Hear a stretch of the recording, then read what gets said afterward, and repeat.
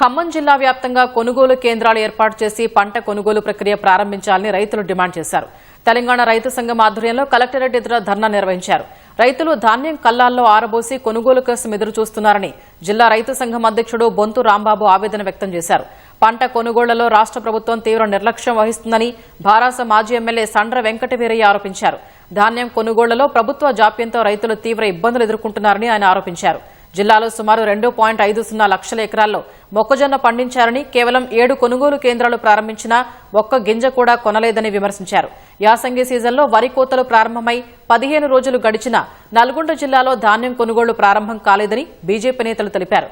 10 రోజుల నుంచి కొనుగోలు కేంద్రాల వద్ద రైతులు పడిగాపులు కాస్తున్నారని మండిపడ్డారు. ఇప్పటికైనా అధికారులు స్పందించి కొనుగోలు కేంద్రాలను ప్రారంభించాలని డిమాండ్ చేశారు.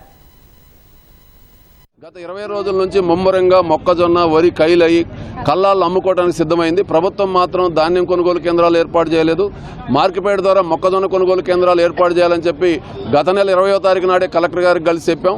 గత 20 రోజుల నుంచి ముమ్మరంగా రైతులు ప్రభుత్వం కొనుగోలు చేస్తుందో లేదని చెప్పి డౌట్, ఒక పక్కన అకాల వర్షాల యొక్క హెచ్చరికలతో అలవసలాలకు అమ్ముకుంటా ఉన్నారు. ఇవాళ మద్దతు ధర 2400 ఉంటే కేవలం 1600, 1700కి అమ్ముకునే పరిస్థితి ఉంది. ఖమ్మం జిల్లాలో గత సంవత్సరం 31 కొనుగోలు కేంద్రాలు ఉంటే మార్కెట్ ద్వారా మొక్కజొన్న కొంటే ఈ సంవత్సరం 12 ఇస్తాం, జిల్లా మొత్తం ఉమ్మడి జిల్లాలో 20 ఇస్తామని చెప్పి రైతులు మోసం చేయడానికి సిద్ధమవుతా ఉన్నారు. ఎకరానికి 26 క్వింటాలు మాత్రమే కొంతమంది నిబంధన పెట్టారు.